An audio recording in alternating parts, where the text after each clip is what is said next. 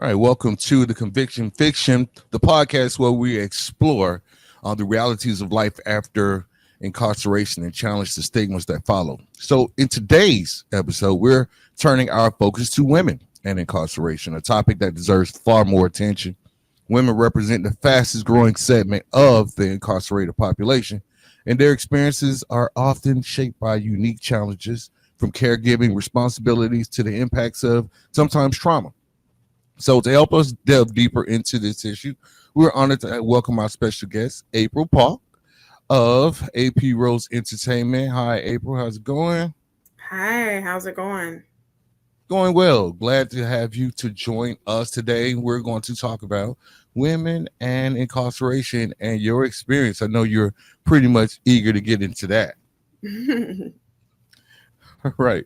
So without any further ado, guys, it's important, when we're on this podcast, the Conviction Fiction, we want to talk about, how people have reclaimed their lives and the road to reclaiming their lives. So we're going to hope you enjoy this episode as we explore April's story, the systemic issues at play, and the resilience that defines so many women impacted by the justice system.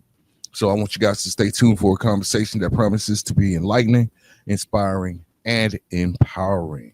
All right. Again, welcome again, April. Um, if you want to, you could just tell us a little bit about yourself.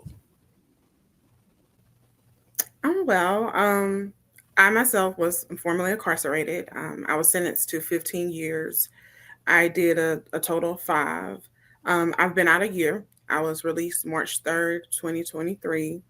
And since then, I've kind of hit the ground running. I used that time as a training ground for me to hit the ground running, to get out of here, get out of there, get out here and bring empowerment, bring my experience, my testimony to help and drive others. And so that's basically what I'm doing at this time.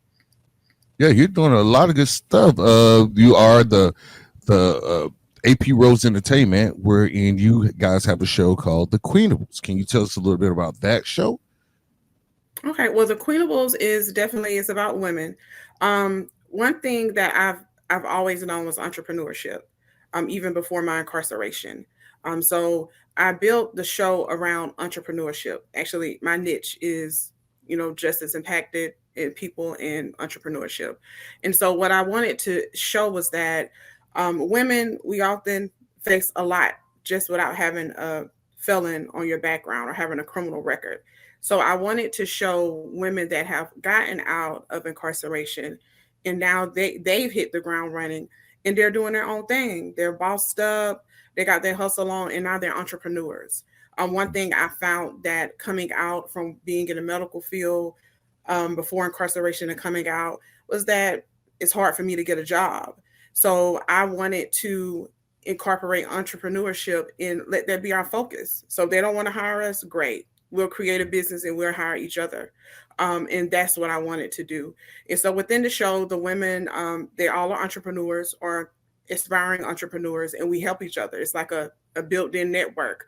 We help each other get to the goals, to be the best versions of ourselves, the best bosses and queens that we can be. And at the same time, they go out and they network with community groups, organizations, and they give back to the community that the judicial system once said we were a menace to. So that's basically the basis of the show. Yeah, that's great. The Queenables, definitely check that out, guys, when you get a chance. Now, women do face a unique set of challenges after incarcerations, which are often amplified by societal expectations and systemic inequalities. And like April was talking about, just finding a job. There are also limited resources tailored to their needs. So, just a little bit about your background, because you got a lot going on. What can you give us a little bit of a background of what your life was like before incarceration?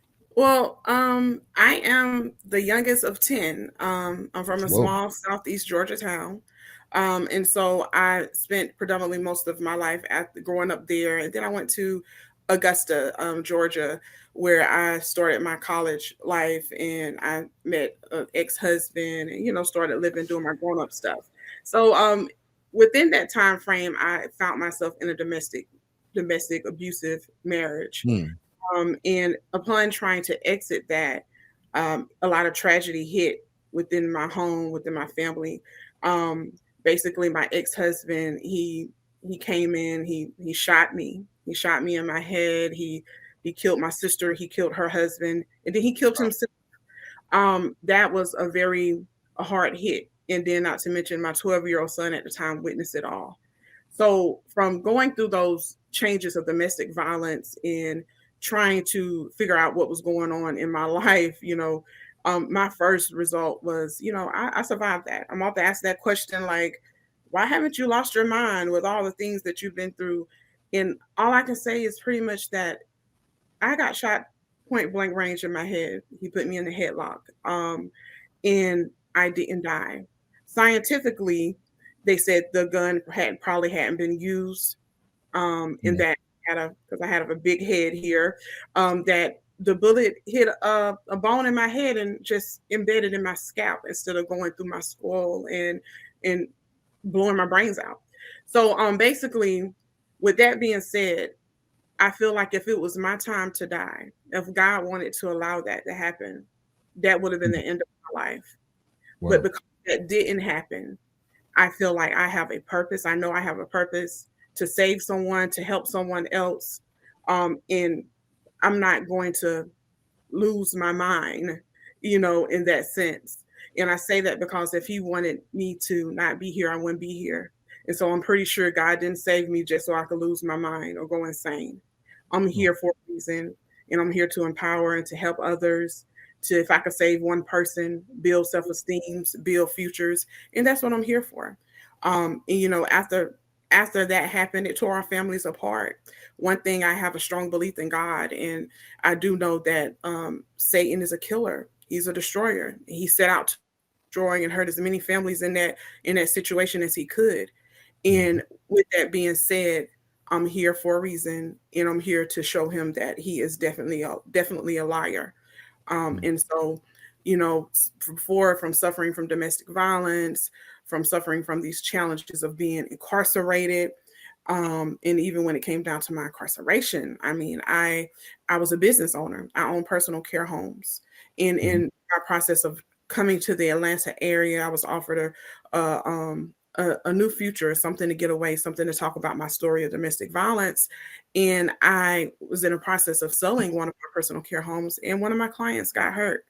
And because I was the owner, although I wasn't there, because I was the owner, I was held responsible, and I was thrown into prison. And today I'm still fighting those charges.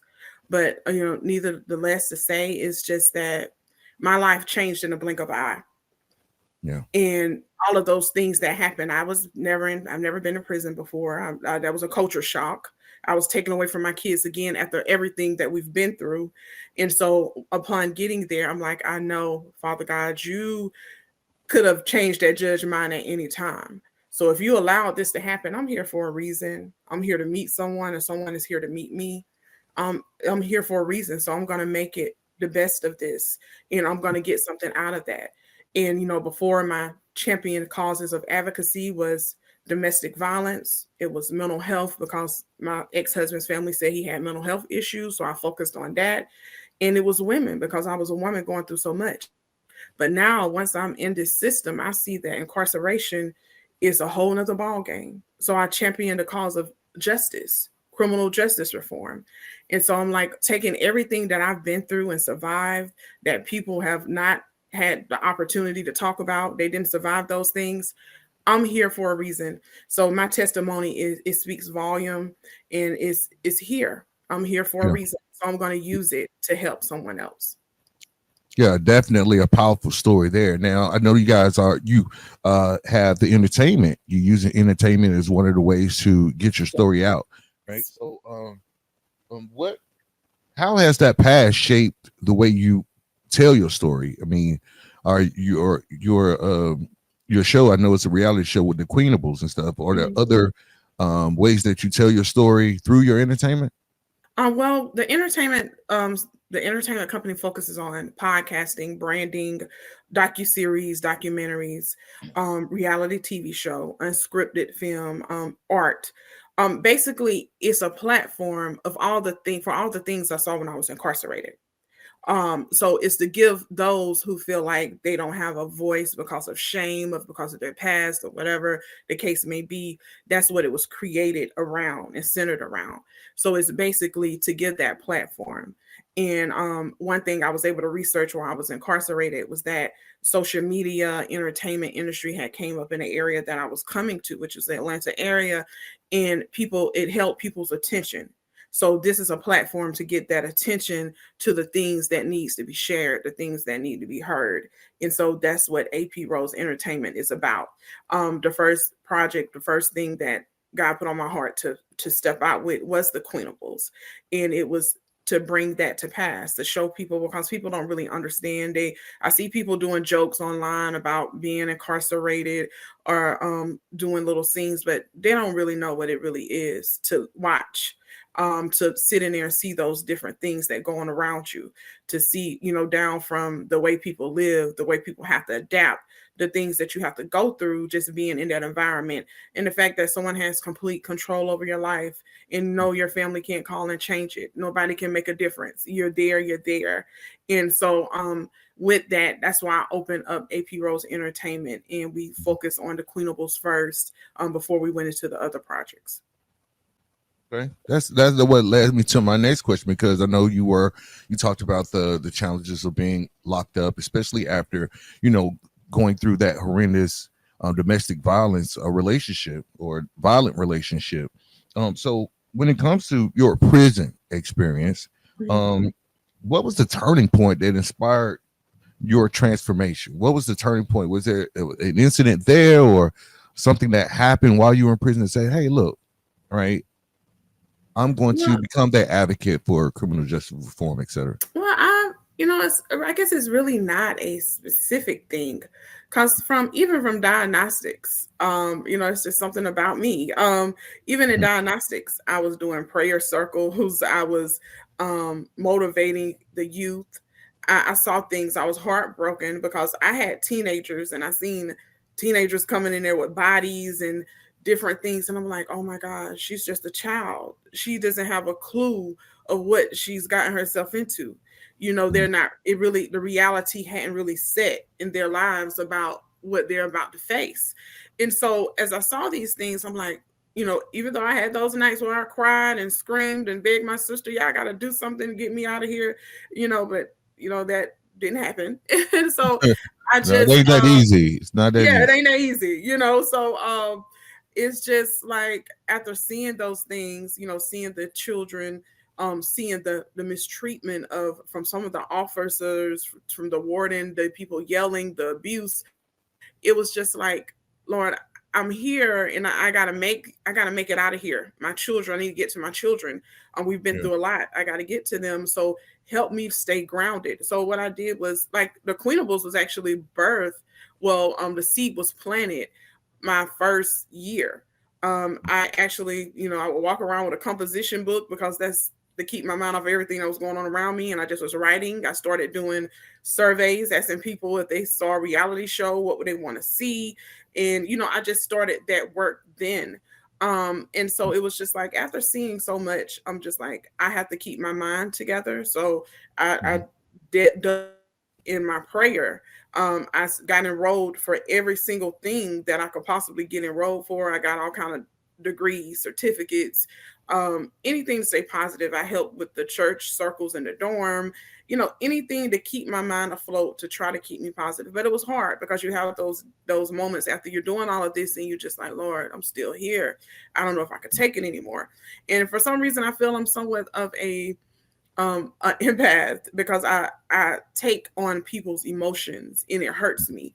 And so with all the fighting, with all the women hurting each other, it really bothered me. I would really cry. It would really change my mood. It would change my day, because just sitting down one day watching TV, and somebody just get busted in the head with a lock, and blood just flows on your face, and I'm just like, oh my God, I'm really here.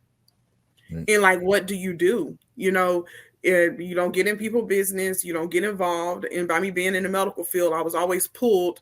We need you. We need you. Like, what you need me for? Right. We Right. need you. We need you to help with this. So I'm pulled by certain people. Come fix them up. Come help them so the officers won't know.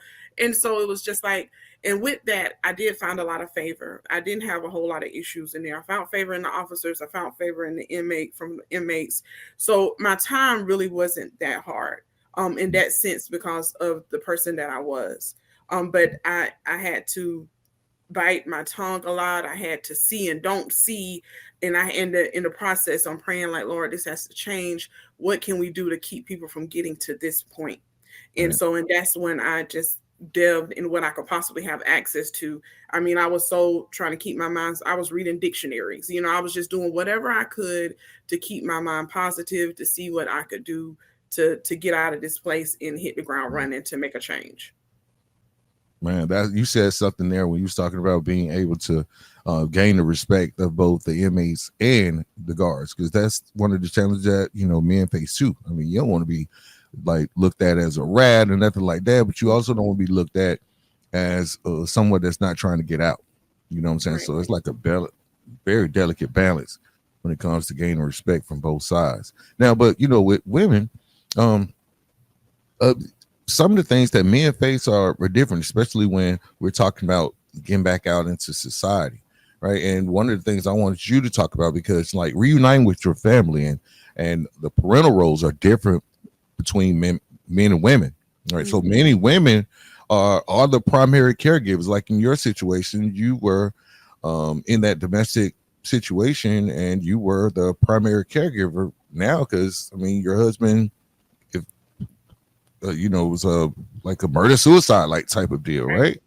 Right. So upon release, I know you guys often struggle to regain the custody or rebuild relationships with the children after prolonged separation. Did you encounter any of that kind of stuff trying to get your kids back? Yes, I did. My older two, because I have four children. My son is Mhm. 23 and my daughter is 21, and I have a set of twin boys. They're 14 at the time. When I was in county and I saw that I wasn't going home anytime soon, I allowed my niece to get temporary custody of my boys. And the thing is, I was told that, oh no, she can't keep your kids. You gave her, you gave willingly gave her this, and if you weren't in trouble, she wouldn't be in this position. So I'm like, okay, great. And I just felt like that was good for them because she had a daughter their own age. And when doing that, um, when I got out, I got out March the 3rd. I saw my boys and I was driving. They were in Statesboro, Georgia, and I was driving from Conyers every chance I could get to go see my boys and spend time with them, bring them back, turn around and go after working 12-hour shifts. It was a lot, but I was determined to be in my children's life. And so as the summer was approaching, I told her that I really wanted I was going to, like, me and the boys was having a conversation about they were going to sign up for football. And I said, well, y'all don't need to sign up for football just yet because you're going to be here. So you just wait till you get here. I don't want y'all to get into sports and you don't want to leave. And so they told my niece, they was excited when they got the phone, and I received this crazy text message like, those are my kids. You will not get them. I'll take you to court. And my whole world just like shifted And because this I was your knew family member? this was my sister's daughter. And so Mm. my whole heart just like, because we had been talking, I had been telling her about the cleanables, I had been telling her all the things I wanted to do, but I felt something in when I was incarcerated. It was like when I would call, she wouldn't answer the phone. My sister would make sure I would be able to talk. You could sense something, but the whole time my family knew that she was acting funny and had something going on, but this is their thing. We didn't want to put that on you while you were incarcerated. And Yeah. so when I would call them and I'm like, something ain't right. Why she's not letting me speak to my kids? Why she's not bringing them to see me, different things. And they were like, oh, you just need to focus on getting out and, don't worry about that. And so they kind of brushed it off. But the whole time when I finally got out, they explained to me, they knew that something wasn't, she wouldn't, how she was acting, that something wasn't right. And so when I went to, after that happened, I called the county which was my hometown, to ask them like, well, what's going on? How can she do this? And they said, well, yeah, although you did sign over temporary custody and it's supposed to be renewed every 2 years, but if you never come in and say that you want to terminate it, that never happens. And first you got to terminate it. But if she, I guess, like rebuttals or says she doesn't writes a statement, then we'll have to go before a judge and he'll have to make that decision. And so Mm. at the time, I'm like, are you serious? So, but that's not what y'all told me when I signed over temporary custody. She was like, well, that's how it works in Georgia.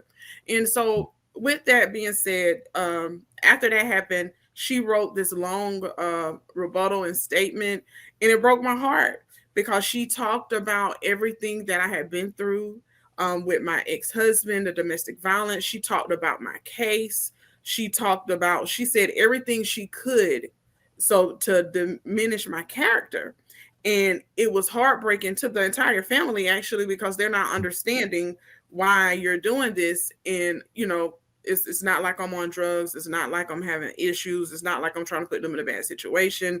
I was actually waiting till I got my place and everything. And so it was really rough. It was really heartbreaking. And she literally, I stopped being able to see my kids. She, when they, they're so smart, and one would text me and be like, "Okay, we're gonna call you, but she's gonna have us on speakerphone," or it's just like he'll say something like the sheriff bought a letter, so they knew, but I would never talk down on her to them because I didn't want to get them involved and I don't want them to feel like they was in a position, in that type of position. And so she took me to court. I had to save the money I had saved for them. I had to actually get a lawyer to go to court. And when she took us to court, and we come from this small town where everybody knows everybody. And so it was heartbreaking, embarrassing to the family for us to be sitting in our hometown and everybody knows that this is what we're doing. They knew my mom and they knew our family has respect there. And like, y'all really up here doing this? Like, y'all really? And she had her lawyer drilled me. I felt like I was on trial. It triggered some things. He actually said bad things about my son, about my son having issues after what happened with the domestic violence. Right. She came for my children, and it was heartbreaking. I've never seen anything like this before. I couldn't believe it was happening to me. So but my brothers then reassured me, no, in the state of Georgia, you're gonna get your kids back. Stop worrying. But we actually had to go before a judge and fight. And my kids, they told us they were going to wait. And the crazy part is the judge that was actually supposed to be on the bench wasn't there. It was a fill-in judge, and he made the decision to let me, my boys come home. But even while I was on that stand, her lawyer was saying she told him about the Queenables. Thomas, I wanted to be a celebrity. She said Wow. that I'm not worried about them. I wanted to expose them. It was really heartbreaking. So it was some hard shots, and Yeah. that from that moment forward, when I went through that, because I actually had put the Queenables on hold a little bit to just focus on getting life together and getting my kids together, Hmm. but that pushed me so hard. And that's why I say sometimes I've learned to embrace my pain now, because my Hmm. pain, I know when something's happening that God has something amazing and Satan sees it and he's trying to stop me. So when that happened, when we were on that stand and I had to go through that custody battle with Hmm. my own flesh and blood, my niece, Hmm. it pushed me to go forward with the Queenables. This is what women have to go through. We have Yeah. to go through these things, unnecessary things. Yeah. Well, definitely incarceration doesn't just impact like individuals; it ripples through families, tearing apart bonds and leaving lasting scars. Now, that when a Mhm. loved one is behind bars, even families, they face the emotional, Right. financial, and social challenges. Because I mean, that was your niece, but she took on your kids, and so now Yeah. the children growing up are missing key moments with their parents. Right. Um, and they struggle to maintain stability. And those extended families often shoulder the burden of supporting those. So that separation can create a cycle of trauma. Like in this case, it seemed like Nisi was basically taking over, right? Yeah. And rebuilding those connections post incarceration requires resilience, understanding as families strive, or they should strive to heal and move forward together. So, how's the relationship with you and your niece now, if a Well, relationship is there? well, we tried, but it's not.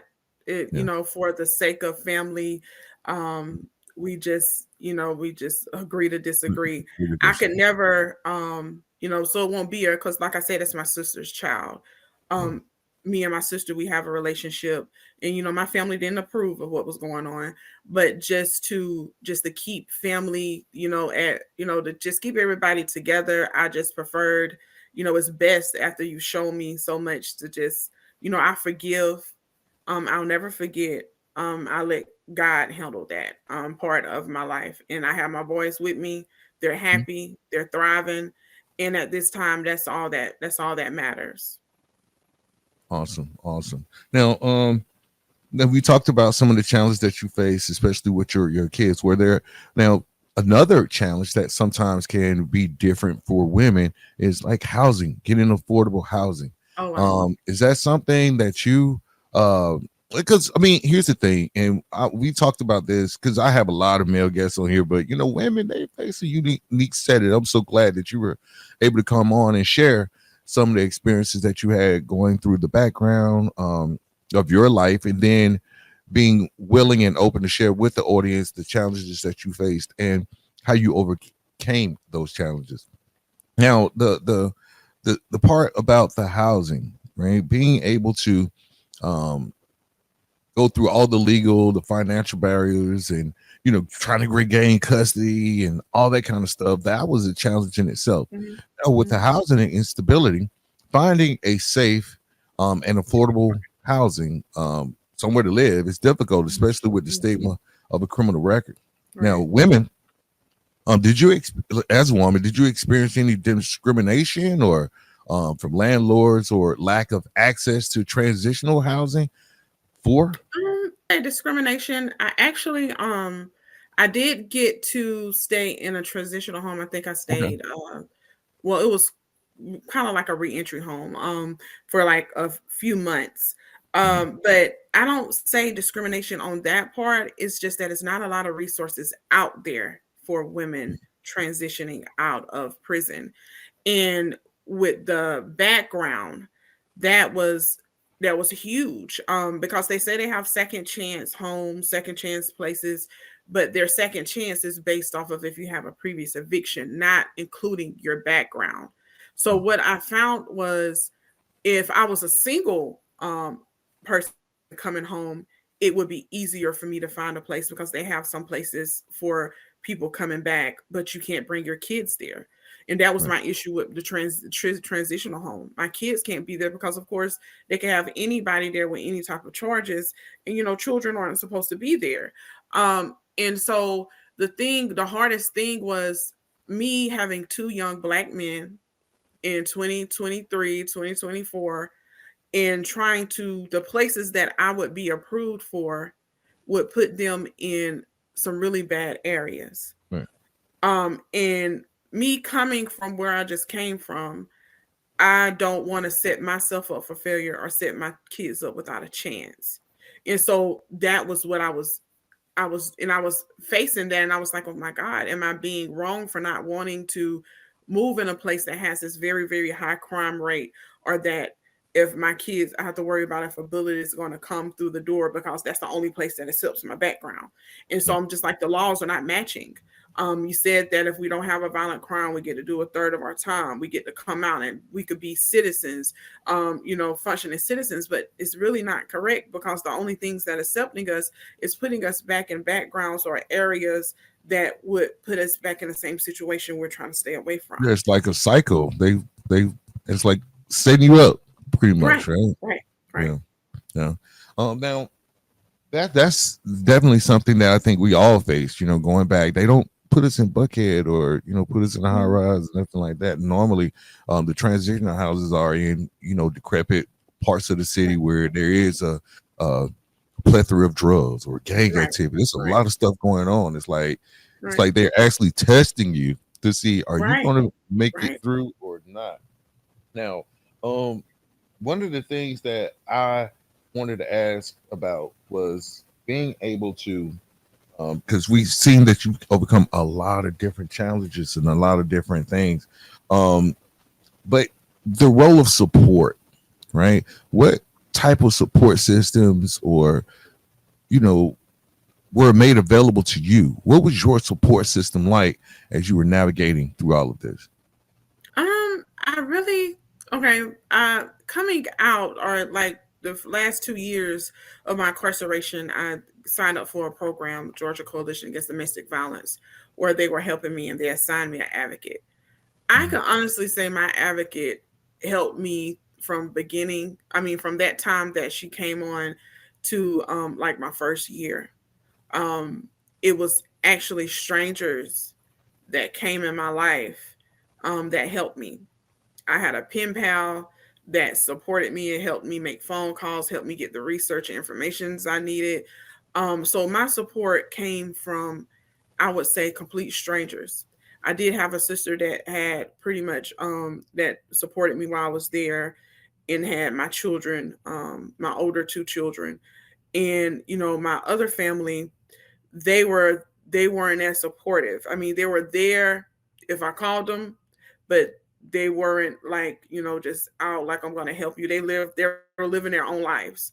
So I can honestly say that the support system for me, majority of it came from complete strangers and my children. And they were young, but they were my biggest fans.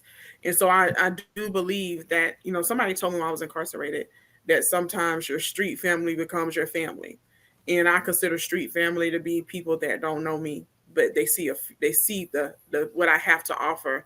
They see they see what I can do, and those were the people that invested in me and pushed me and helped me along the way. And so when doing the Queenables, when doing AP Rose Entertainment, that's one of the main key points is we're building a support system. We're building a network to where we can help each other. We can support each other's businesses. We can support each other's visions and dreams. And we all have something in common to where we share where we've been and where we're not trying to go back to. And so Yeah.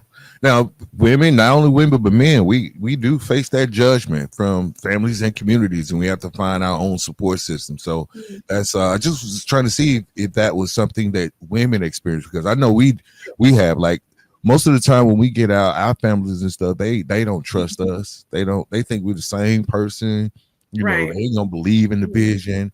Right, Um, right, right. and especially if you're from that traditional or conservative environment, it seems Right. like those double standards, like, Right. uh and for women, society tends to, they hold you to a higher standard, for real, that can exacerbate feelings of guilt or inadequacy. So I appreciate your strength. Now I want to thank everyone, because we're coming up on that part where we get to the end of the show. I want to thank everyone for joining us on this important episode of the Conviction Fiction. Today, we explored the unique challenges faced by women impacted by incarceration, from rebuilding family connections to overcoming societal stigma. Now, these stories, like the one shared by April, want to thank again April for joining us. You were an excellent guest. Everybody, give it up for April. We got to come back on because we want to know more about your story, and even being able to walk with you as you are getting your production company started. What did you say? You like a serial entrepreneur? You got a lot of stuff going on. Yeah. Right, right. So these stories like this remind us of the resilience and strength of women navigating reentry, but they also highlight the urgent need for change and how we Right. support and empower them. Mhm. One last thing, April, before we go, um, how can our audience support you and your work and mission? Okay, well, we're found on social media, on all platforms, AP Rose Entertainment and the Queenables. There's a link on the aprosentertainment.com where you Mhm. can reach out. And of course, we're always taking donations, cash apps. We're taking all of that. We're taking resources. We're taking support. We're all for it in everything. Like I said, we have the Queenables Cash App. We have the Queenables Venmo. We have the Queenables Zelle. We have all of those things along with our next project that we're doing casting for, the Kingables. And that's the male version reality show of formerly incarcerated men. So yeah, we're open for it and we're there. And like I said, if not, you can reach us on all social media platforms, or you can reach me directly by email at April Paulk You could do you could do Miss April Paulk at gmail.com if you want to reach me directly or have any questions. Mhm. For casting, you could do casting calls 2025 at gmail.com. Or like I said, just reach out to us at the AP Rose Entertainment contact page on the website. All right, awesome. So be sure we're going to make sure that we put that on our socials. So it's whether it's supporting those organizations that uplift women post incarceration, or going directly to support a woman that has been incarcerated and is making some great strides in the community. It's always important for us to advocate for this type of movement. At the Conviction Fiction, we believe that understanding is the first step towards breaking down barriers. So I want to thank you for being a part of this journey with us. Until next time, stay informed, stay compassionate, and let's keep working to rewrite the narrative. See you guys next week.